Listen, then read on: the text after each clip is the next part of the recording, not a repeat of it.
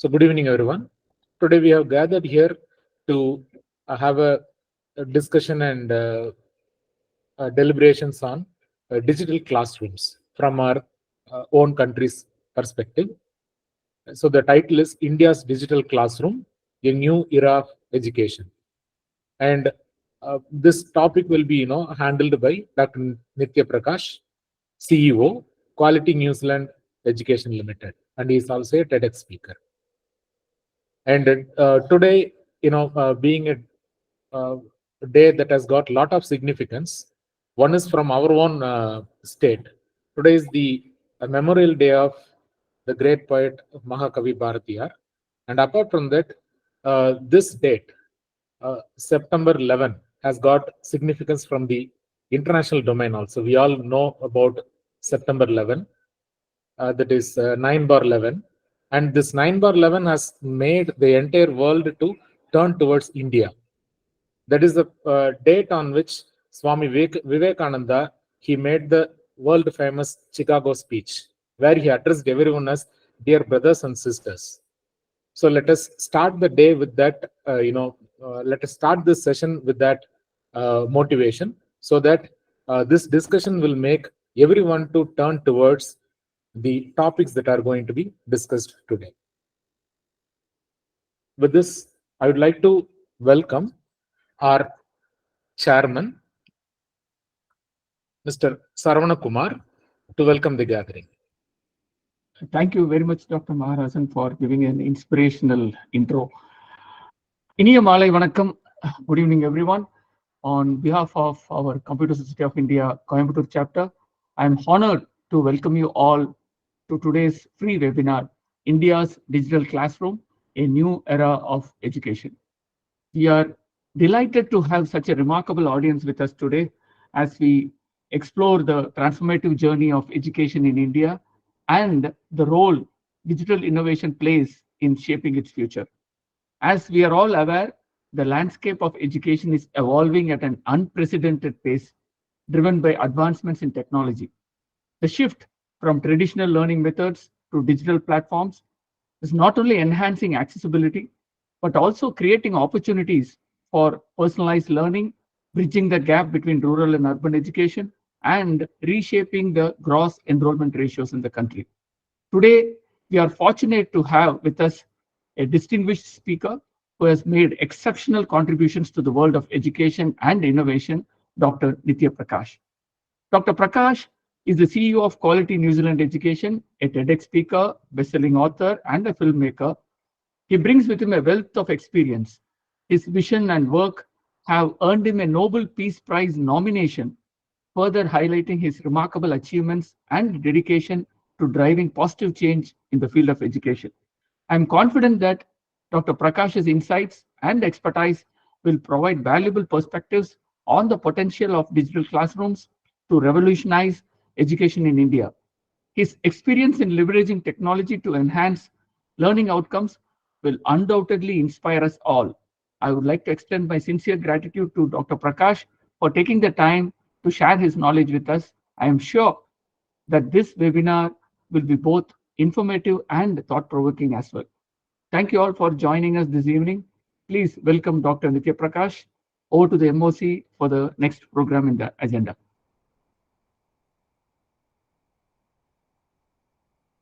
Thank you, sir. Now may I request our Vice Chairman, Professor Dr. Venkatesan, to introduce the guest speaker of the day. Thank you, MOC. Thank you, Computer Society. But you've given me a Himalayan task of, reading out 11 pages of our Dr. Speaker, Dr. Nitya Prakash. I would like to do my justice for 1 minute by way of introducing the speaker.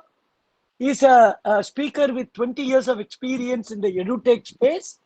He educated from Masters of English from Kalinga University, Raipur, and he did executive in services management with KL Somaya, did his doctorate again in English in Chandigarh University, started the career as a trainer, subsequently as a corporate trainer, then he moved into the media presence, and then he moved into education, He worked with various, including his own Chandigarh University, where he helped them to establish the distance and online learning, and his experience are phenomenally good. We will be listening from Dr. Nitya Prakash, who was also a founder of Bombay Weekly, and he worked with Niti Adyog, some of the education institution might know. He is also into the worldwide education strategic alliances. Presently, he is the Chief Executive Officer of Quality Newsland Education. His profile and his experience will give us a lot of new thinking on the online space. Welcome, Dr. Nitya. I tried to do my justice of introducing to you. If I left any point, I'm sorry. Thank you. Thank you. Thank you so much, sir. Thank you. So before I start, I would like to thank Computer Society of India, Honorable Chairman, Vice Chairman, and the entire team, and especially the participants who have taken out time today to attend my session. And it is a privilege and honor. And today definitely is a very important day for us, because the same day Swami Vivekananda delivered the session at Chicago, and he started the session with, "It fills my heart with joy unspeakable." And I would like to start the session with the same words. It fills my heart with joy unspeakable, as I am here today to present this session, which is very close to my heart, with each one of you today. And I believe that at the end of the session, we all, including me and the participants, will learn something new from this session. So now I'll present my screen, and meanwhile, I have already received a few questions from the participants, which we'll be taking up after the session. But if in case you have any other question, you can use the chat box. You can reach out to us and the members of the CSI community. You can post it. And I hope that this session will be fruitful and you will get to learn where the democratization of digital education is happening in India. We will talk about the Indian education system, and I'll also throw some light with the current standard and draw a picture, a comparison between the US education system and where India's education system is going to be, especially in the digital era. So without wasting much time, let me present my screen.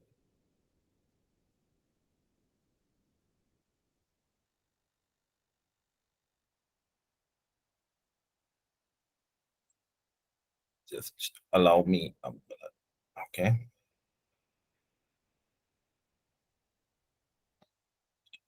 Please do let me know if you are able to see my screen. Yes. Okay. Yes, sir. It's visible in the normal mode. Please run Okay. the slideshow. Not in the slideshow. Can you see it now? India Digital Classroom, a new era of education. Yeah. Can you see the slide? The Full screen mode or slideshow mode would be better, please. Okay. Let me know if you are able to see my screen in the full screen mode. Visible now? No, maybe you are having some extended screen. So maybe you can duplicate the screen. That would be better. Let me check that.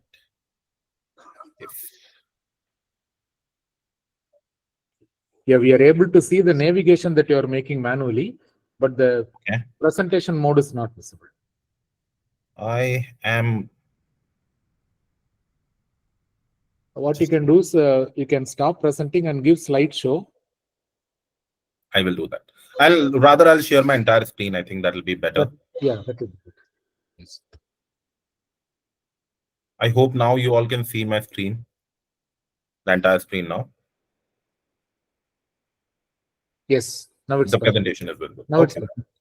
Wonderful. So without wasting much time, I think India's digital classroom, a new era of education, I think the most important aspect of this entire presentation is to understand why are we moving towards a digital classroom structure? What is the need of the hour? Anything that we do that requires a problem that is to be solved. I'll take a couple of examples. Tesla started their company with the problem being climate risk. They said that, in the future, the fuel, petrol, diesel are not going to be there. So how are we going to drive our vehicles? How it is going to happen? How are we going to evolve? So he said that, and because of the fuel which is not available, there is a huge climate risk also, because there'll be a time where we'll finish it off everything. So we need to move to another mode where we can start using that mode of vehicle. And that's when Tesla was formed as an organization. Then there was another big problem, which was the only planet problem. The only planet in the world, in the universe, is Earth, which is inhabitable by human beings. And that's when SpaceX was born, by stating that if Earth is going to be the only place where we can survive, we need to start exploring some other planets in the world. And that's where the space travel exploration started, and SpaceX came into being. If you look at the entire story, then now what is happening is the brightest minds of the generation over the years have, be it Google, be it Pepsi, Coca-Cola, these are some of the topmost organizations across the globe. Their topmost CEOs and the brightest minds of the generations have spent their entire life selling soda water, selling advertisement. But none of them actually worked on the area which was very critical to the human being. And that's where a lot of organizations realized that they started their journey as demons. And demons is a term which does not mean that they are actually demons, but demons in the sense that they were not doing anything which was directly impacting the human lives in a good way. So that included Philip Morris, a very big multinational company in the US, which was selling cigarettes. They started as a cigarette selling company, and now they are into CSR. They do a lot of stuff. So from demons, they turned out to become an angel. And then the same was applicable to Pepsi while they started selling products. Now Facebook is trying to reinvent themselves when they become mercenaries when they started, and now they are trying to do some social work to make sure that a lot of people get that education. So this concept of angel versus demon is a concept where a lot of organizations realize that the problem statement and the problem to be solved now in this current generation is the most important pillars for human beings. And these pillars being education, healthcare, and agriculture. These three being the most important pillars where a maximum amount of impact is required in the current structure. And if you look at the entire cycle, a lot of organizations, when they started as demons. Now they are turning into angels by investing more in those areas. And if you look at the entire structure, there is a market, ultimate responsible party, be it education, be it healthcare, be it agriculture. There is a product that they want to sell, the people that they're trying to target, and the investors that they see. You won't believe, but the majority of the investment that comes today from the top philanthropists, that comes for the field of education, followed by healthcare, and then agriculture, because they have realized the need and demand of education as a domain where they want to invest heavily. And I'm talking about impact-based investments across the globe. Now, if you look at it, the biggest problem as of now is, why do we need a digital classroom? First of all, we need to understand this. There are a lot of problems which are not being solved. And one of the biggest problem that I am going to talk about is the gross enrollment ratio. So gross enrollment ratio, which we generally call as GER, is a term which is used to understand and calculate how many students or the takers of a particular subject or education are actually going for education in India.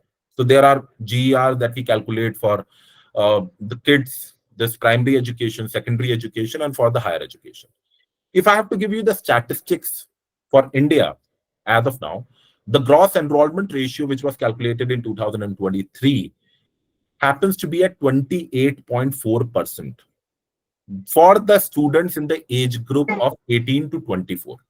Now, when I say 18 to 24, I mean to say that government considers this 6 years of duration as the most important duration, where they actually want to see how many students who are in this age group actually go for higher education. That means degree programs in India. Now, looking at that aspect, the most important area when we talk about over here is that the digital education, if you look at it, presently the contribution I'm going to talk about in GER, the present GER in India, when you will realize that why do we need, digital classrooms for Indian education system to improve. So 28.4% means out of every 4 Indians, only one goes for higher education in India. So if you have to give you a very layman, in terms of a layman language, the example, suppose there are 4 members in your family who are in the age group of 18 to 24, your siblings, your brothers, your sisters, or your cousins in the family. One day your parent come and he says that only one person out of 4 of you will be able to go for degree program in India. One has to drop out after 10th standard, the other has to drop out after college, after 12th standard, and the third and the fourth one will not even see a school or a college ever in the life. I know that most of you feel that this is, quite weird. How will that happen? But this is the actual reality in India. Between the age group of 18 to 24, out of 4 individuals, only one goes for higher education in India. If you look at the actual picture between 18 to 40, the number is even worse. So this is the biggest problem that needs to be solved. And how the problem needs to be solved is with a digital mindset. Infrastructure happens to be a major problem, where we want more number of students to go and attend classes, but we don't have that infrastructure to support that. The cost is very high. And I'm going to give you an example also of the cost part of it. If we want to really reduce the cost of education, it will reduce. And the last one is the focus. So far, the focus has never been on the number of users. The focus has always been on the number of products being sold. So they focus on that rather than the usage for these projects. So the entire ecosystem, if you look at it, we have a problem that we have identified. We know how do we solve the problem. We also know that the cost implications will be there and what will be the focus for these problems. Now, to give you an example, when I said about the cost aspect, which is the most important and critical aspect, I want to give you an example of SpaceX. SpaceX is an organization founded by Elon Musk. Before SpaceX came into being, NASA, the government agency of United States of America for space exploration, they used to send the rockets to the space at $1 million cost, rather than $1 billion of amount they used to invest for space exploration. And that was there for a really long time. They started in 1960s, and until 2010, it remained the same. The cost was in millions of dollars. Now what they were doing is, suppose if I have to travel from Bangalore to Chennai, then in order to travel to Bangalore, I was hiring a bus. I was taking a bus. I was going to Chennai, and then I was burning that bus in Chennai rather than bringing the same bus back. That was the new invention that SpaceX did. So SpaceX said that when you take a rocket to a space, you have to bring the same rocket back. And if you will bring the same rocket back, you will save a lot of money to create a new rocket, and then the same rocket can be used for further exploration. That was a game changer. And SpaceX was able to do it because the SpaceX as an organization had an intention to reduce the cost. And that's where the cost of space exploration today, which was initially in 1961-72 was close to $390 million, US million dollars, the cost today has come down to $55 million, which is phenomenal. People must have not even thought that this can be reduced to that aspect, but this is what, with the intention to reduce the cost, can be done. Just to give you a number, you all don't know, but the actual cost of inflation on our education is 10% every year. That means somebody who is doing a program today at a cost of 1 lakh rupees has to pay 1,10,000 the next year, and it will further increase by minimum 10% every year. And in some cases, it is even 40 to 50%. But there are few organizations who are really intending to reduce the cost of education, and that is where the digital mindset is going to be very important. Now, the first and the most important aspect is how do we democratize education in India? If we really want to democratize education, what are we going to do it? How do we provide quality education to the people? How do we enable technology in the universities and colleges? With the new education policy being there, how are we going to implement that? What is the structure of massive open online courses? What is the open distance learning, online learning structure? What is academic bank of credit? So there are a lot of lingos and terms that we use in the field of education, and a lot of people are not even aware what is there. So first, I would like to throw some light on democratizing education in India. But what is democratizing education? One needs to know that. So the democratizing the education means making the education accessible so that it can reach to the person who is even in a small village in India, making it affordable, making it as affordable as a cup of tea or coffee for an individual, and making it inclusive regardless of what their caste, creed, race, or background for an individual, making it inclusive for all. And how do we do it? Because if we wanted to do it for the past 75, 80 years of India's independence, we have not been able to crack this. But the only way to do it now is with the help of technology and creating equitable opportunities for everybody to make sure that everybody can get education. Today, when I say education, I mean to say that education today is a DNA lottery that we have won. I am delivering this session today because my parents were able to send me to school, were able to send me to higher education institution. Each one of you who is accessing this session today, being able to hear this session today, you must thank your parents because your parents were able to send you that. But there are millions out there who are not able to go to school, not able to see the face of their college ever, because it is still not a fundamental right for an individual in India to access quality education. Now, I want to show you something which will help you understand why do we want to reach, why the regular mode of education won't work in today's era. So I'm going to show you some of these logos.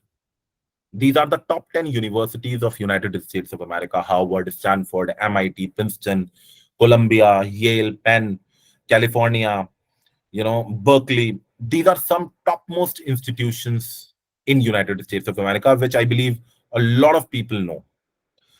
Then I'm going to show you another top 10 institutions in United States of America, which you should know in the 21st century. I don't know how many of you heard the name of Western Governors University, Southern New Hampshire University, Maryland Global Campus, Grand Canyon, Strayer American Public University, University of Phoenix, Liberty University. These universities are also the top 10 universities. Now I will show you what is the impact of these two set of universities in US. So on the left-hand side, when you saw Harvard University has a total regular university admission of around 21,000. MIT 11,000, Stanford 16,000, 15,000, 40,000 is the maximum number, and 2,000 is on an average. So if you look at it on an average, it is 15,000 in the top 10 universities of United States of America. Whereas the other 10 universities, which are the online universities, the universities of the new age, their total online enrollment for the degree programs, Western Governors does 136,000 every year.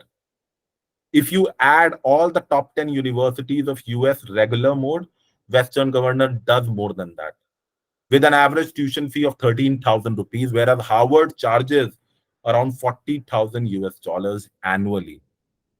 And if you look at the average tuition fee, it is around 1,85,000. That is the basic comparison. And now Harvard and other top 10 universities which are in the regular mode are afraid that tomorrow these top 10 online universities are going to take over because of their education standards.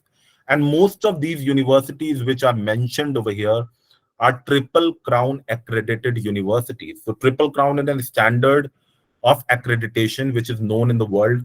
So Triple Crown are AACST, and then we have there are two other EQUIS and AMBA are the two others which are inclusive. So these are three accreditations which are given to the university. So almost these top 10 universities, almost 90% of them are Triple Crown accredited. The current gross enrollment ratio, which is for India, is 28.4%. For US, it is 88.6%. Today, US has become that big that the sole reason is their gross enrollment ratio. That means out of every 10 US citizens, 9 go for higher education in US. And in this 88.6%, you won't believe the contribution for online education alone is 44%.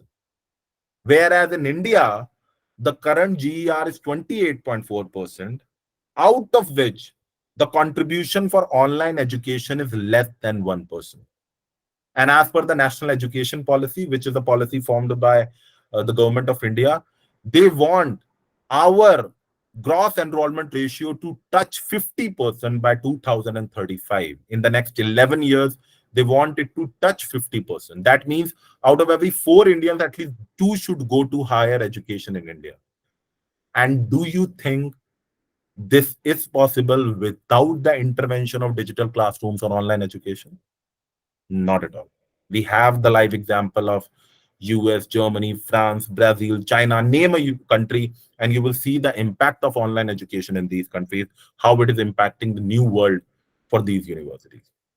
Now, this online education was also, it was picked up by the Indian government, and they realized that now we need to start giving access to online degrees. And I had the privilege of working with one of the biggest online universities in India, where I started their online and distance education program at that university. And at that point of time, there were only 12 to 14 universities who were allowed to offer online degrees. And I believe that I was fortunate that I got that opportunity to work with them. These numbers have been taken from the Government of India's website. So just to give you some snapshot, the government has recently allowed 900 autonomous colleges in India to offer online degrees.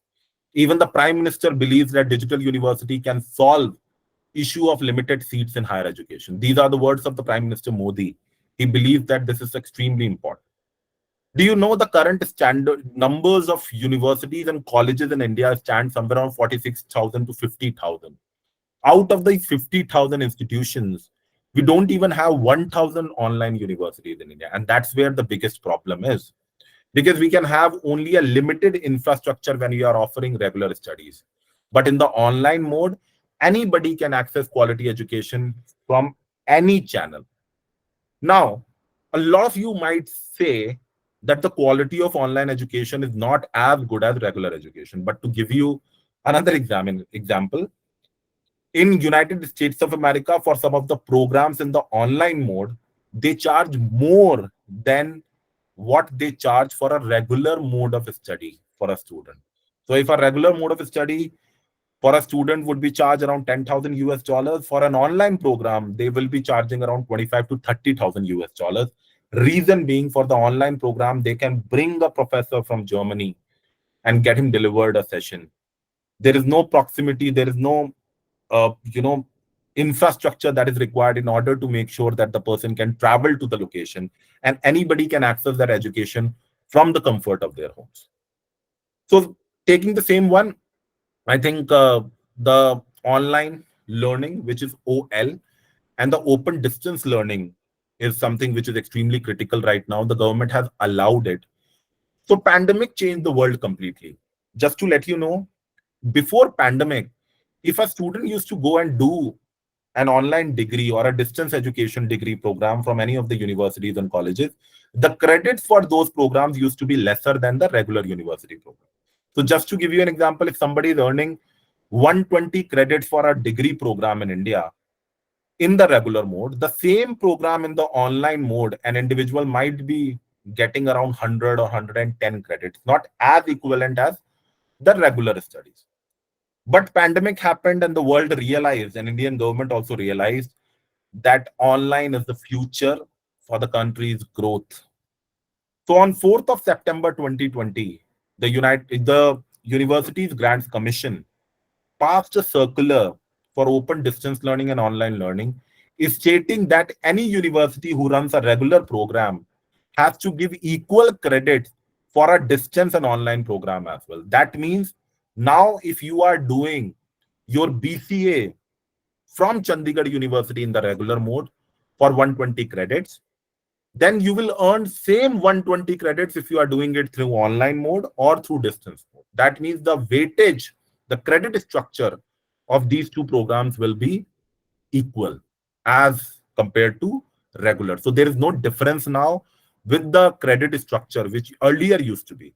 So if now somebody says that if you are doing a program in the online mode, it is not credible, tell them that the UGC allows it.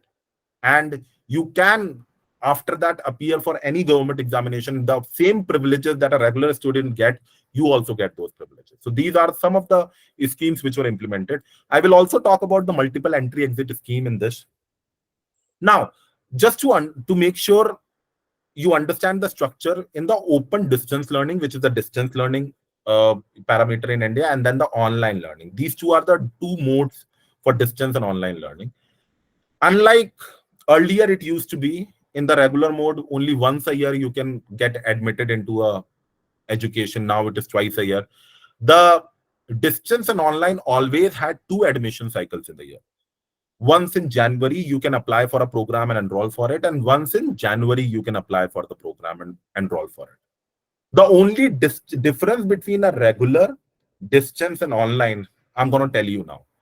In the regular mode of study, the government says, the University Grants Commission says that you have to do majority of your learning in the classroom. That means you have to go to the campus, you have to attend live classes in the campus, and then you have to study. In that also, the government has allowed that if almost 40% you can do through online education. You can do online programs and you can earn their credits and use them as MOOCs in your structure. The second one is the distance education, in which some duration of 10 to 20% is to be taught in the university, and 80% of it you have to do from the study material provided to you at the comfort of your home. And then you have to submit assignments. In this mode of education, in the distance mode, you have to write the examination or take the examination rather at the university campus. Then comes the third mode, in which entire education happens through online medium, through learning management system, through the live lectures that they have to attend. And even the examination happens online. So now there are very big credible softwares which are available, which are phenomenal in nature, and via which you can take your examination and you can get your results as well. So completely, you don't even have to visit. If I'm doing a program in India from Bangalore University today, I don't even have to visit Bangalore even once. I can do this exam from the comfort of being here in Chandigarh and take the examination and earn my degree, which is fully validated, accredited, and approved by University Grants Commission in India. And I can apply for government jobs or anywhere where I want to go in the world. So that was the structure that was formed. The government also started a new bank for the participants called the Academic Bank of Credit. So now any degree, any program that you do, or even the credits that you earn through the universities is deposited in your Academic Bank of Credits account. So just like a bank account that we have in which we deposit our funds, our money, in the field of education, the government has started ABC accounts for which you get your ABC IDs in the universities or colleges. In that, you can deposit your credits. So whenever you want to transfer those credits and take that into any other program, you can do that. Now there is a new concept also, which I will talk in detail, but I want to mention over here. Initially, what used to happen is somebody has started doing, maybe after 12th standard, you started preparing for IIT JEE. And your parents also tell you that why don't you enroll for BSc for the first year while you are dropping your year. So you decide to pursue BSc also from Bangalore University first year. And then after 1 year, you get selected in an engineering college of your choice and you start doing that program. Now, what was happening is those 1 year that you have spent in the university doing BSc, if you will not complete the program, was useless. But now the government has said that if you complete 1 year of your program and earn the credits, which I'll tell you 40 credits, you will get a certificate from university. The university, 1 year after the program, you will get a certificate from university. If you leave the program after 2 years, you will get an advanced diploma. If you complete your 3 years, you will get a bachelor's degree. If you complete 4 years of your program, you will get a bachelor's degree with research. This is the new structure of multiple entry exit scheme. Now, this is also applicable to those people who, because of any other reason in their lives, have to leave their education in between. So they cannot continue their education. So maybe I did my graduation for 2 years, but because of some family problems, I could not complete the 3rd year. So now the government also says that if you have earned that credit for those 2 years, even after several years, you can again start from the 3rd year itself and take your 2 years of diploma in any university and get your credits transferred to that university and complete your 3rd year. So that means I can complete my 1st year in Bangalore University today, 2nd year in Chandigarh University, and 3rd year in Delhi University. So I don't have to restrict myself in that particular university because of the structure that follows. But the structure is now still being implemented. So very soon, in another 2 to 3 years, you will be able to see the academic bank of credits, transfer of credits happening in majority of the universities in India. But this is already a part of it, and some universities in northern and southern part of India are already doing it. Now, if you look at it, the entire dependency of the national education policy and the new education era of this country depends on technology. As per a Colpulse survey, 97% of it depends on technology. You can't even do anything without the intervention of technology in your current educational levels. So the scheme that I spoke about, multiple entry exit scheme, you can see if you are doing the 1st year, which is level 4.5, you earn 40 credits and you get a certificate program. If you do 80 credits, you will get a diploma. If you do 120 credits, you will get a bachelor's degree. If you do 160 credits, you get a bachelor's degree with honors. If you do between 120 to 140, you can get a PG or a master's degree certificate. After that, if you are doing between 160 to 180, you will get a MVOC, Master of Vocational Degree. And then if you do level 8, which is around on top of level 7, if you earn 40 to 60 credits more, you will get a master's degree program in research. So this is the new structure which the government of India allows, which the University Grants Commission allows, which is the new mode of education, and that has only been evolved with the help of online education, which is happening. Now, a lot of you will say, so while you were talking about an online education or a distance education is not as effective as regular mode of education because we meet people, we do a lot of things. So the government has said that an online education will only be valid when they are following the 4 quadrant for the learning management system that they use. Now, these 4 quadrants are what?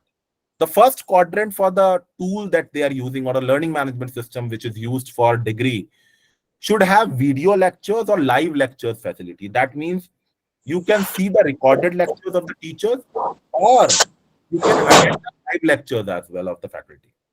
Second one is the e-content. That means if there are books, there are materials which a teacher wants to supply, you can get an access to those materials as well, the e-content.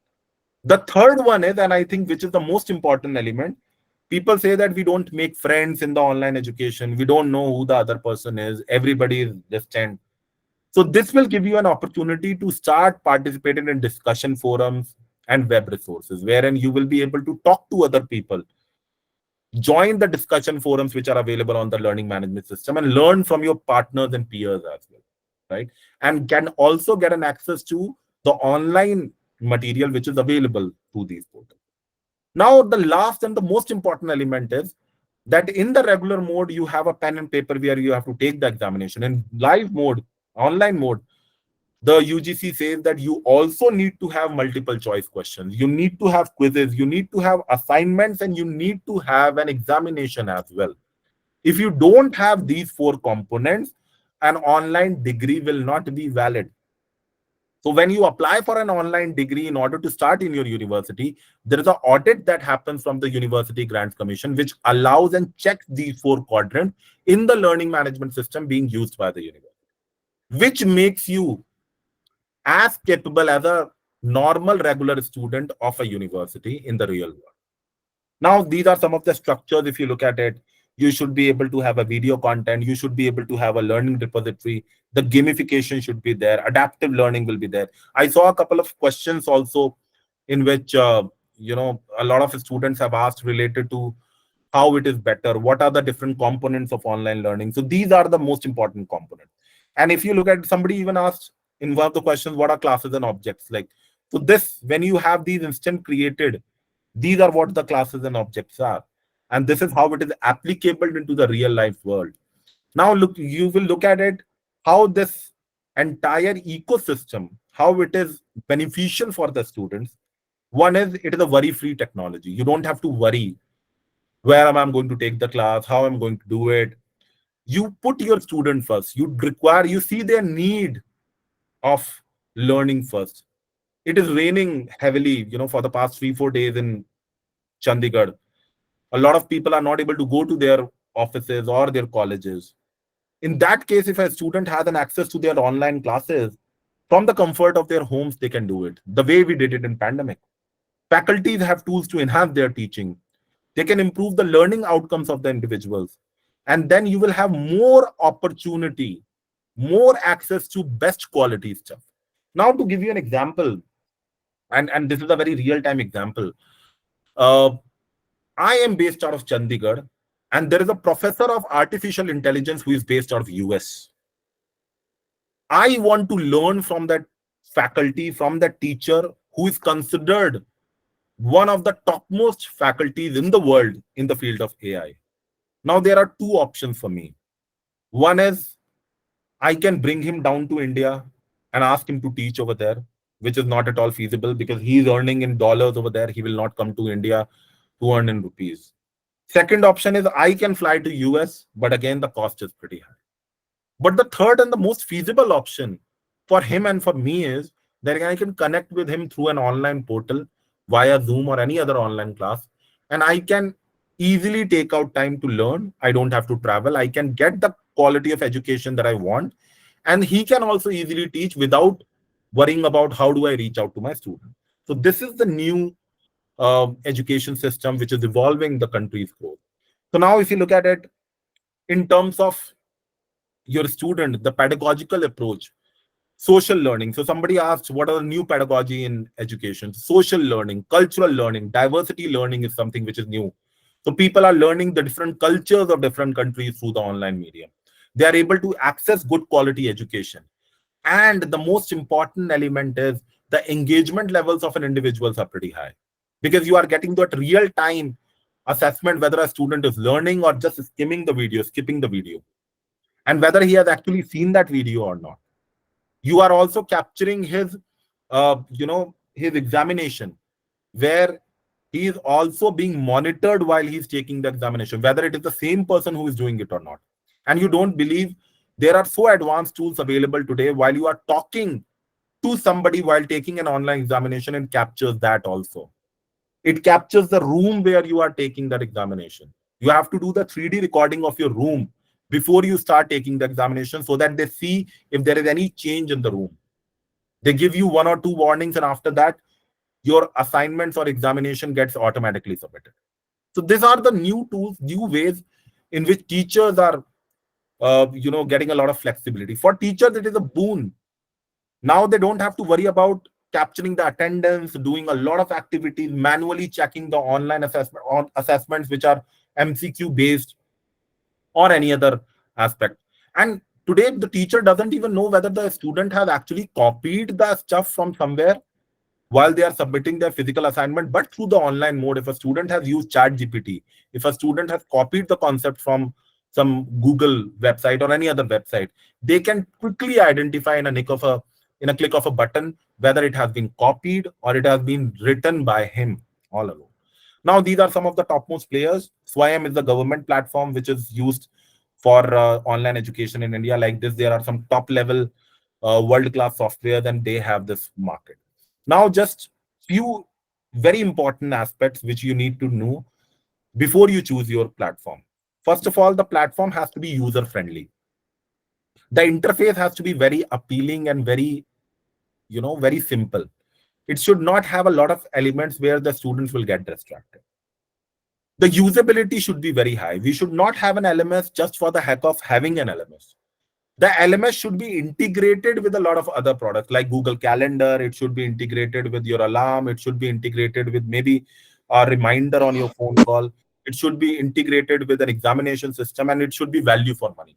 So if you are using it, you should see that value for money.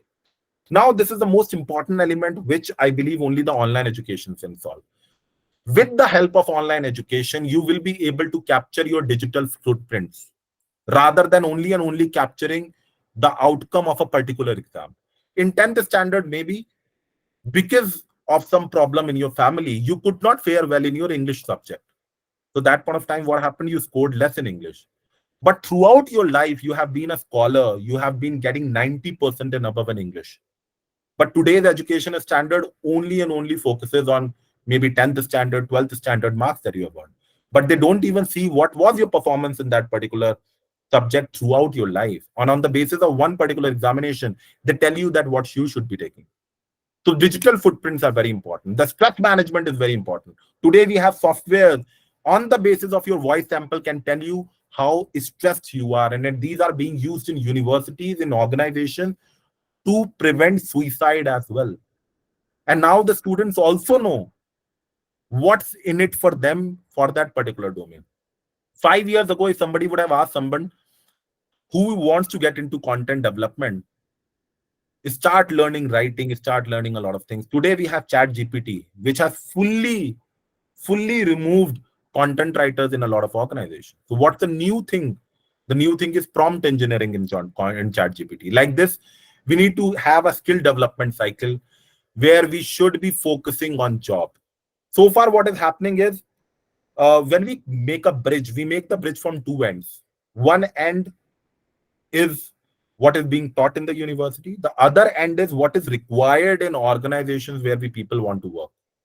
What is happening right now is that these two ends are never meeting. Whereas in a bridge, these two should meet, then only the bridge will get completed. So now the government is focusing on making sure that these two meet in the middle. That what is required in the jobs is also being taught in the university, and the new ecosystem is being developed. These are some of the skills. Just to give you an example, semiconductor, I think, is a major subject now. 5 years ago, nobody wanted to work on semiconductor, but semiconductor has become a major domain wherein a lot of people want to learn semiconductor. Robotics is another one. Blockchain, AI, ML, these are some really critical areas where everybody wants to focus. So if you are in the field of AI, in field of technology, IT, these should be some of those areas where you should be focusing on. And this entire problem of digital learning cannot be solved just by solving one side of the Rubik's Cube. We need to make sure that we increase employability and job readiness. We need to increase the quality and standard of education. We need to increase the scale and velocity in which we are going to deliver. And we have to exponentially lower the cost of education. Then only the India's dream of having a digital classroom can be solved. So with this, I come to the end of my session. Now I'm open for questions from the participants if they have. I hope you were able to understand what I wanted to convey through the session. Okay, so now I just want to check, do we have the questions? Can I see the questions, or should I take up the questions which I have received from the participants? Thank you, Dr. Nitya. I'll be presenting the questions soon. Sure. When you stop presenting from my side, it will be coming. Yeah, you have stopped presenting. I have stopped. Yeah. I have stopped presenting already. Dear participants, now we are in the next segment of our session. That is a Q&A session. Here we have a consolidation of the questions that are received from our participants at the time of registration. The same questions are getting posted.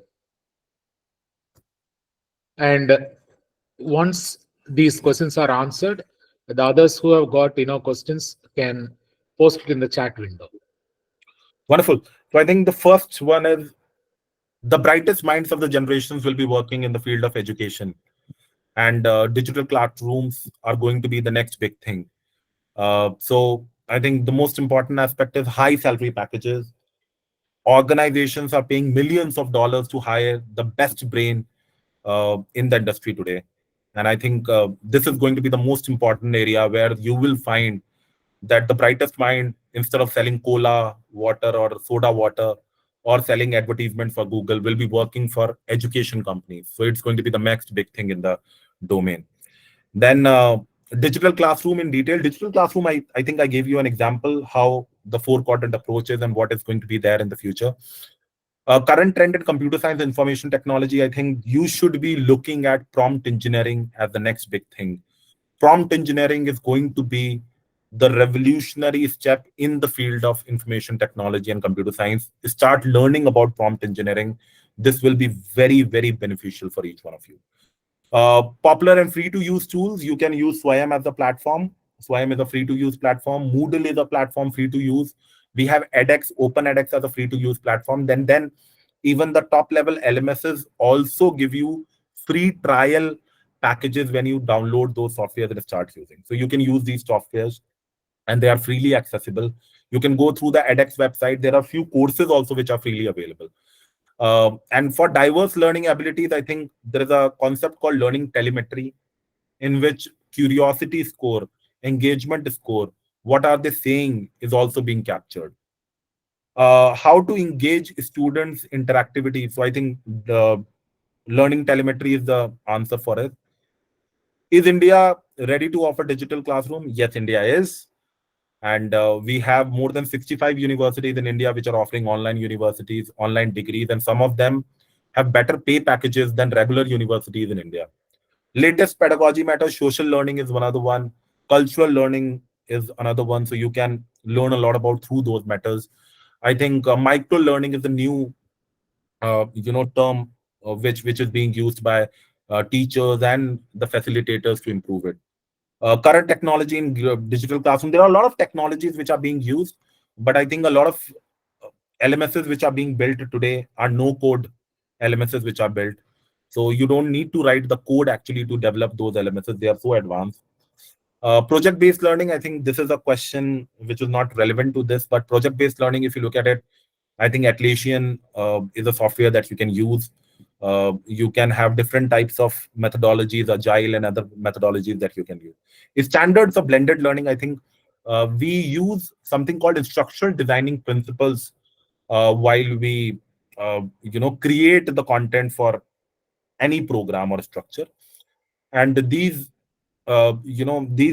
concepts are like ADDIE: analyze, design, develop, implement, and evaluate. It is an abbreviation. Then we have SAM1, SAM2. So SAM stands for Successive Approximation Model 1 and 2. So these are a couple of models that we use for instructional designing with which you can create a blended learning mechanism. Tools for digital class, how do you think removing MPhil will support research? I think this is more like a UGC's decision that they don't approve of MPhil right now. They have removed it from approved list of courses. But I think as of now, if you look at the multiple entry exit scheme, there is an equivalent of MPhil which has come. So I think you can focus on that, which is an equivalent of MPhil, but not MPhil as such, but will help you and support you while you are pursuing your PhD in the future. So change after the session, I think you people have to get back to me and tell me what are the changes you can expect. And I believe this session must have, removed a lot of, doubts in your mind about online education in India. Whether digital classroom will be a boon or curse to the younger generation, it will definitely be a boon for younger generation because you will be able to get quality education. And this is the only way where you can democratize education today. I don't know about the future, how democratization of education is going to evolve and happen. But today, if you look at it, the only way of democratizing education is through the digital classrooms. Which jobs are currently in demand for BCA, the student for digital classroom perspectives? You can get into an instructional designer's job. You can get into subject matter expert for various domains in your job. You can work as an analyst for a digital classroom for a learning management system. So there are LMS administrators which are there in different universities and colleges. You can become that, and you can learn that. You can focus on the 4 quadrant approach. Start looking at it, how it is being evolved, how it is being implemented in different learning management systems. So learning management system, if you look at it, especially for the people in the field of IT, I think this is going to be the very, very interesting area where you can look at a lot of job prospects coming up. In fact, our organization was hiring, other organizations are hiring for people in the technology domain. What is the next step for us? I think whatever you have learned today, please try to implement in your life. Inform your friends, your colleagues, your family members about online education so that they can access good quality education. Will AI replace actual classrooms in the future? There is a book that I wrote called Education 2050. There will be no classrooms in 2040. We will have virtual classrooms only. And this is a study, a paper that has already been published. Please get an access to it. There will not be classrooms, physical classrooms by 2040. The AI will replace it, and you will have virtual classes, which is happening today. Any other questions, anyone? Dr. Nitya, we have few questions in the chat window. Okay. I've just consolidated and I'm about to post it. Wonderful. Yeah, in Okay. the chat window, you have the questions. Okay. You are consolidating and printing it in the chat window. Okay. Yes. How a student can move from BSc to BTech? What's the procedure? So I think there is a new concept called design your own degrees, which the UGC has started, which I have not covered today. But design your own degrees is a concept in which you will not start a degree program with the concept of starting a degree program. That means today when we start a degree program, we know that we are doing BSc. Tomorrow, in the future, you will actually not be starting with a concept of a name of a degree in your mind. That means, say in 4 years of your education, you earn majority of your credits in arts. So after 4 years or 3 years, you will end up getting BA degree, Bachelor of Arts. Your majority of your credits will come from technology. So after 4 years, you will get a BTech in that particular. So the same structure that is being used in the US is going to be introduced in India. Jammu University in India has already started using design your own degree concept. So you can look at it, it will help you. From BSc to BTech, I think there are some bridge courses which are available and you get an exception for 1 or 2 years. Then you can currently, if you ask me, then you can directly join that program until the 3rd year and then you can start pursuing your BTech. So that's one. Please let me know the tools for plagiarism. I think for plagiarism, if you look at it, Turnitin is one tool.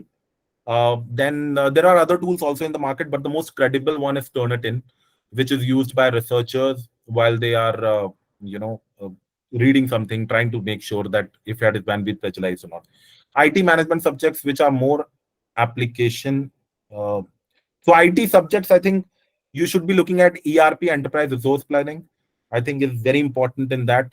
So ERP, LMS, I think some universities are also offering degrees in digital education, which you can learn how the digital education is going to be. You can look at that.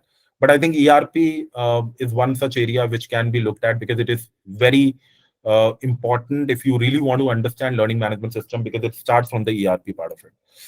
What is the role of a teacher in digital learning? I think teacher has a very important role right now, but tomorrow, and mark my words today when I say this, tomorrow there'll be no teacher who will be teaching you. There'll be an AI who will teach you, and where you will have an access of that teacher AI, who will teach you anything, and the kind of explanation that you need, you will get that explanation. And there are some organizations who have already started using. Khan Academy in the US has already started using AI as a teacher.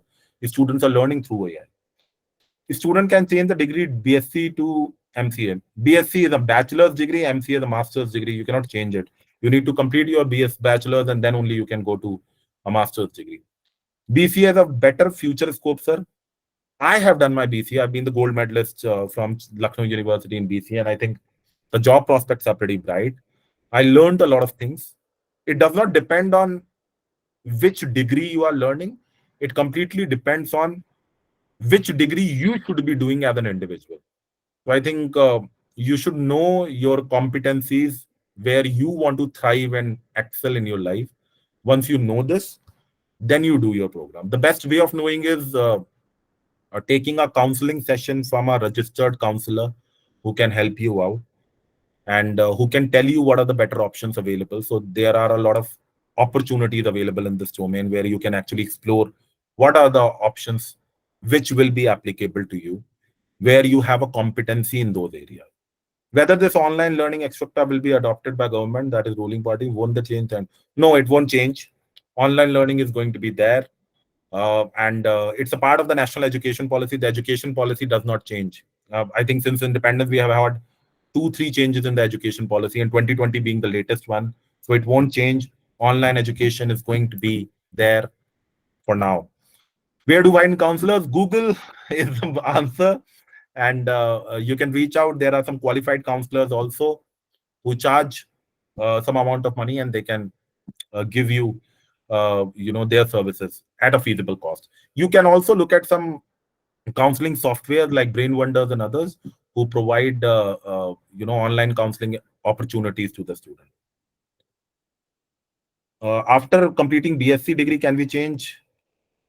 Not MSc, sir, but yeah, after BSc you can do MCA. But for MCA, you need to have mathematics either in your 10th to 12th standard, 10th standard, or 12th standard, or in your graduation. So if you have it, you can easily do it. Not have any. You will have a job in the future as a teacher. Absolutely, you will have a job. AI cannot function without a teacher, my friend. You will be using AI tools in the future who will help you teach better. You will be creating content. You will become a content creator tomorrow. You'll be writing books. You'll be providing a lot of aspects in the job. So I think that will help you. I think we have exceeded some time. Thank you, everyone. Sir, there are some other questions as well. Yeah, this is the final question which you have answered now.